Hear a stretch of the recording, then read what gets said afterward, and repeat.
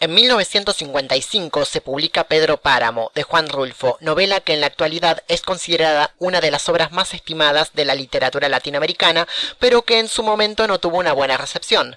Fue con el paso del tiempo que el libro obtuvo la valoración de la crítica y del público. Este libro ha sido analizado desde un sinnúmero de enfoques críticos, entre los cuales se encuentra el de Martín Lienhard, quien escribió el artículo El substrato arcaico en Pedro Páramo, Quetzalcóatl y Tlaloc. Si el viaje de Juan Preciado a Comala ha sido leído como un descenso al infierno, la mirada de Lienhard va a disputarle a la tradición occidental el derecho de Pedro Páramo a ser pensado más allá de ella. ¿En qué medida la obra de Rulfo es deudora de una posible tradición cultural no hispánica? En otras palabras, ¿qué tanto de las culturas precolombinas pervive en la escritura de Pedro Páramo?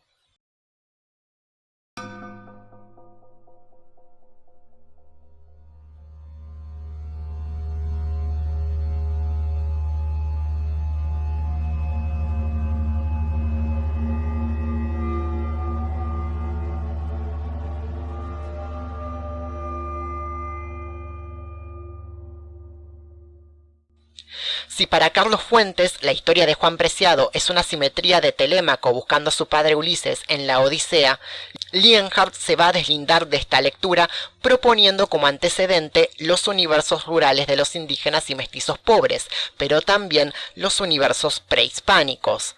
Para empezar, propone la figura de Quetzalcóatl, el héroe mítico histórico de las culturas mesoamericanas que viaja al reino de los muertos en busca de su padre, personaje que aparece en el códice náhuatl de Cuautitlán. Cuando ya un poco discierne, cuando anda en los 9 años, dijo: ¿Cómo es mi padre? ¿Cómo era su figura? Que yo pueda ver su rostro. Y entonces le dijeron: ha muerto, por allá lejos está enterrado, míralo. Luego va allá Quetzalcóatl, luego remueve la tierra, buscó sus huesos, y cuando sacó la osamenta, fue a enterrarlos al palacio de la llamada Quilastli.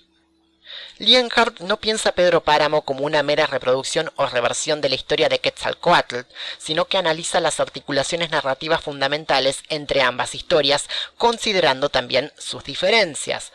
Él observará 5 puntos: el viaje del protagonista, la búsqueda del padre, el reino de los muertos, las dificultades de la empresa, la resucitación de los muertos. En el texto prehispánico, los huesos de los muertos son la materia a partir de la cual se crea un nuevo género humano. En Pedro Páramo, los personajes surgen por obra del narrador protagonista Juan Preciado, que los evoca y les da voz. En el proceso, el texto de Preciado se va construyendo a partir de fragmentos de discursos que circulan en el aire enraecido de Comala. El protagonismo de Juan Preciado está enteramente ligado al lenguaje, y con lenguaje nos referimos a la palabra tanto en su forma escrita como oral. Esto, que opera con mucha eficacia en la obra literaria, es difícil de trasladar al ámbito audiovisual. Hay tramos de la adaptación más reciente donde sí o sí la voz de Preciado tiene que aparecer de forma audible para afianzar su rol de narrador ante el público. El trabajo de Juan Preciado es el de ser el productor o el compositor de un texto que, al ponerse en boca de un narrador que no escribe sino que cuenta, deviene en oralidad. Juan Preciado no está escribiendo la historia desde un escritorio, la está contando, es un escritor oral. Por supuesto, nosotros como lectores leemos la escritura de Juan Rulfo, pero en el nivel de la ficción el relato tiene un carácter oral. Si hay insistencia en el carácter oral del relato de Juan Preciado, no hay sin embargo mistificación, porque el texto precisamente pone el dedo en la oposición oral-escrito.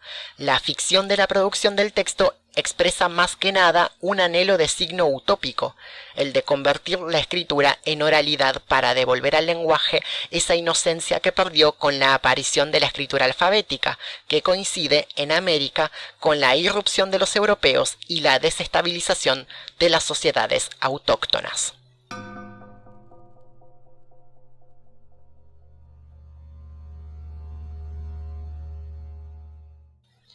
La presencia subterránea del mito de Quetzalcóatl responde, para Lienhard, a un mecanismo intertextual donde Pedro Páramo dialoga con mitologías, prácticas rituales y sociales prehispánicas.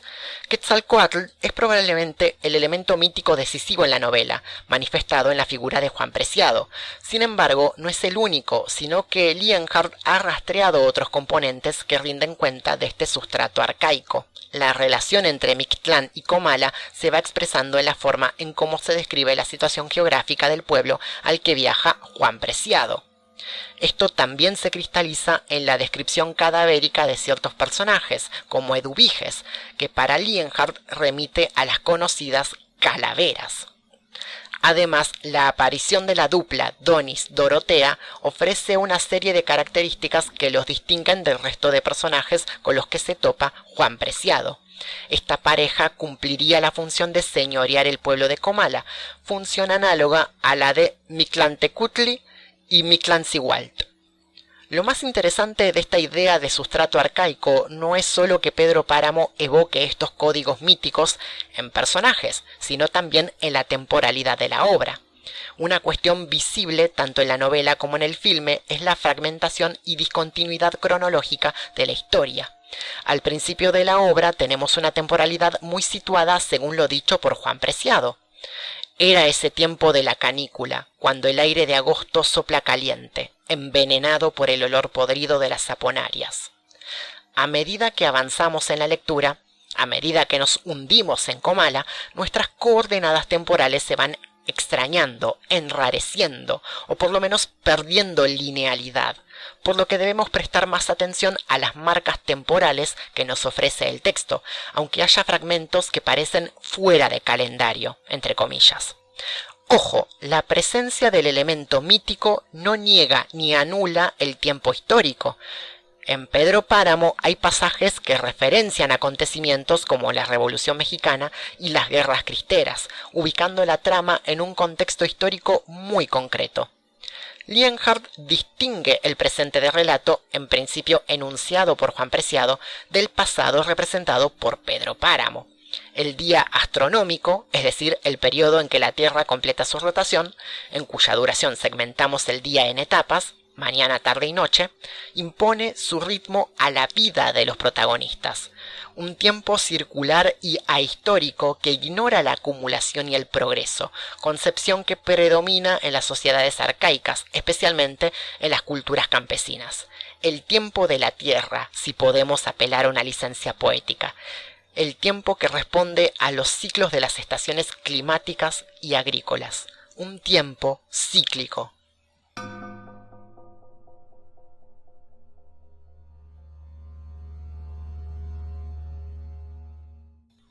Si Quetzalcóatl se manifiesta en el personaje de Juan Preciado, Tlaloc, el dios de la lluvia, es el que se expresa en la figura de Pedro Páramo. En correspondencia con los modos de concebir la naturaleza terrestre en las culturas prehispánicas, Lienhard rastrea momentos donde la Tierra aparece humanizada o personificada. Al recorrerse las nubes, el sol sacaba luz a las piedras, irisaba todo de colores, se bebía el agua de la tierra, jugaba con el aire dándole brillo a las hojas con que jugaba el aire. Fulgor Sedano sintió el olor de la tierra y se asomó a ver cómo la lluvia desfloraba los surcos. La fertilidad de la tierra y por ende la prosperidad económica es el principal eje de conflicto de Pedro Páramo. El motivo expreso por el cual Preciado viaja a Comala es por mandato de su madre, que le dice antes de morir: no vayas a pedirle nada, exígele lo nuestro, lo que estuvo obligado a darme y nunca me dio. El olvido en que nos tuvo, mi hijo, cóbraselo caro. Hay que recordar también que en un principio Pedro Páramo no era el terrateniente tirano que se conoce, sino alguien que parecía no ser capaz de hacerse cargo de los negocios de su padre. Fulgor Sedano, su mano derecha, no le tenía mucha fe en un comienzo, pero con el tiempo Pedro Páramo se vuelve señor de toda Comala. A semejanza de Tlaloc, de él depende la vida y la muerte del pueblo. Pedro Páramo y Tlaloc, para Lienhard, son una representación política histórica de esta función, pero en la obra de Rulfo no se trata de una interpretación mítica sino histórica, una forma de poder latifundista que extiende sus dominios a lo largo y a lo ancho de la media luna. Desde esta asociación Páramo-Tlaloc se puede entender la presencia de las lluvias en la novela desde otro ángulo. Las lluvias señalan la presencia fecundadora y destructora de Páramo, acompañándolo hasta que reaparece Susana San Juan. Tras intentar conquistarla y fracasar en el intento, la situación cambia.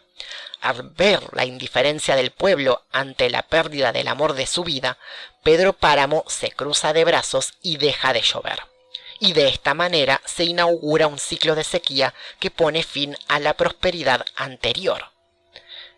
El agua es un elemento que la transposición cinematográfica recuperará especialmente a la hora de mostrarnos la relación entre Pedro Páramo y Susana San Juan, a la vez que termina produciéndose una reversión cuando Susana sueña con otro hombre. Las características de este personaje, de crucial importancia para la novela, será desarrollada en otro artículo que le hace más justicia.